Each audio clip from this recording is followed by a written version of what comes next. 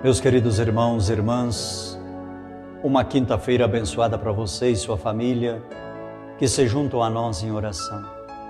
É tão importante a gente tomar a palavra de Deus como direção, principalmente nesses dias turbulentos que estamos passando, mas com a graça de Deus nós vamos superar e tudo vai ficar para trás e depois nós iremos bendizer ao nosso Deus.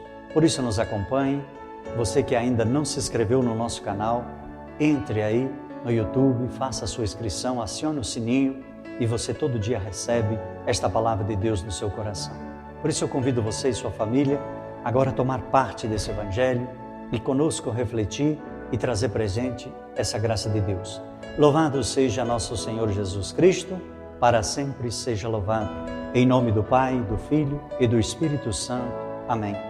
Por isso, meus amados irmãos e irmãs, hoje nós queremos conhecer novamente mais um santo, fazer essa resenha diária dos santos, guardar em nossa memória a memória de mestres da vida cristã e também de todos os tempos, que foram faróis luminosos que orientaram o nosso caminho. Hoje nós falamos de São Libório, bispo de Lesmão, eleito no ano 348 como quarto bispo de Lesmans. Libório governou a sua diocese por 49 anos, ordenou em 217 sacerdotes e 186 diáconos e se dedicou às obras de caridade para os últimos. Foram-lhe atribuídos curas de doentes com cálculos renais e por isso é representado geralmente com pequenas pedras que vem a ser aquele trabalho árduo que ele fez.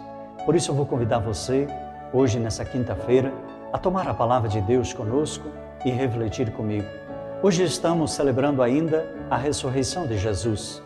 Agora vemos que ele se apresenta aos apóstolos que estavam ainda com medo e escondido em uma casa. O Senhor o saúda, desejando-lhe a paz. Pede-lhe que creiam nele. Olhai, tenho carne e ossos, não sou um fantasma, diz ele. Inclusive come diante deles. Depois lhe dirige uma palavra para instruir as suas inteligências e dar-lhes coragem. Medo? Por quê? Deus vive, Deus nos vê, Deus nos fala e Deus nos ama. Deus nos acompanha. Então fale com Ele, peça a Ele que Ele vai lhe atender no dia de hoje, porque a sua palavra hoje nos direciona para o Evangelho de Lucas, no capítulo 24, nos versículos 35 a 48. Tome a palavra de Deus agora e acompanhe comigo, que diz assim. E eles, por sua vez, contaram o que tinha acontecido pelo caminho e como haviam reconhecido quando ele partiu o pão. Os dois discípulos ainda estavam falando, quando Jesus se apresentou no meio deles, ele disse: paz para vocês. Eles ficaram espantados e cheios de medo, pensando que estavam vendo um espírito. Jesus lhe perguntou: por que vocês estão perturbados? Por que surge dúvida no coração de vocês? Veja minhas mãos e meus pés, sou eu, toquem. Olhe para a palavra de Deus hoje, meu querido irmão, você também que tem muitas dúvidas, que muitas vezes nós ficamos também apavorados, espantados, com tudo que nós ouvimos falar dos outros e o que hoje a palavra de Deus nos fala. Porque se nós olharmos um pouquinho hoje, Jesus aparece no meio deles e ele diz: a paz esteja convosco. Depois diz-lhe: são essas coisas que eu falei quando ainda estava convosco. Era necessário que se cumprisse tudo o que está escrito por mim na lei de Moisés, nos profetas e nos salmos.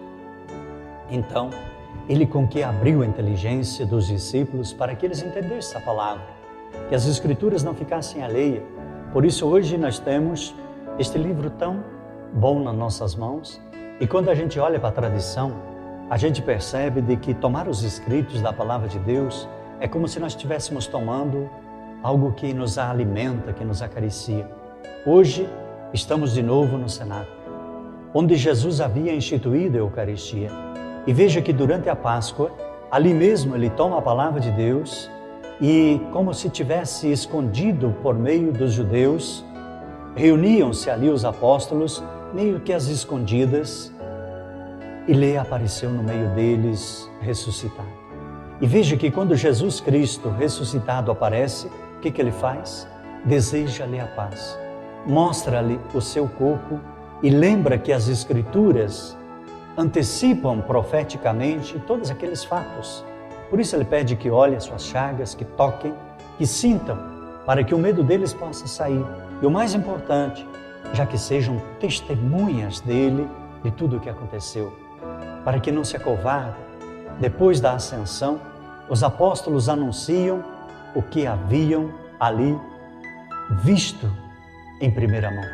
Eles entregaram às seguintes gerações esse testemunho e fizeram-nos oralmente, que quer dizer de viva voz, isto é, a tradição. É como aquela história que o papai conta lá do tempo dos 7 anões, digamos assim, ou do porquinho. Quem que não lembra a historinha do porquinho? Quando a gente vai lembrando, a gente vai recordando, mas quem é que contou essa história? Foi o avô que contou para o tataravô, o bisavô, até chegar aos nossos dias de hoje. Assim também a tradição naquela época falava oralmente, contava um para o outro e o outro ia espalhando e aquela notícia ia crescendo. Mais tarde, essas formas de ensinar foram postas por escrito. E veja que só depois de muito tempo que nós tivemos o papiro, porque antes era escrito no pergaminho. Pergaminho era uma lajota, digamos que pegasse uma cerâmica e escrevesse nela, e você colocava aqui os seus escritos e depois eles tinham guardado. Mas com a tradição foi se desenvolvendo esse contar de um para o outro e alguém resolveu escrever, formando assim o Novo Testamento. A tradição então e a Sagrada Escritura formam o caudal de um único rio, a revelação, que durante séculos não parou de fluir e influir os corações de muitos homens. Por isso o Espírito Santo ilumina-me para conhecer e compreender o tesouro da revelação, com que a Igreja me guia, me protege a minha consciência. Veja como é bonito o pai quando conta a história bíblica para o filho. Essa história, por exemplo, que nós ouvimos do caminho de Emaús, que hoje nós terminamos ela falando já daquilo que Jesus tinha falado no coração deles e mostrou para eles e apareceu lá e disse: olha, meus queridos, toquem, não fiquem com medo, a paz esteja no coração de vocês. Peça a bênção de Deus, que Deus vai iluminar. Por onde estiver, Deus te guarde, por onde andar, Deus te guie, o que decidir, Deus te ilumine, e por toda a vida, Deus te proteja e te abençoe. Meu querido irmão, minha querida irmã, uma boa quinta-feira para você, que Deus abençoe.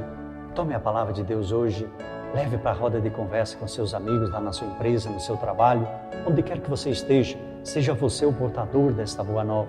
E se caso você não lembrar, pega aí o seu celular, tire lá no YouTube, assista aí de novo mais uma vez, reza essa palavra e que você com certeza vai guardar no seu coração e você vai ter uma bonita lembrança de que você foi um semeador da palavra de Deus. Que Deus abençoe você em nome do Pai, do Filho e do Espírito Santo. Amém. Um bom dia para você.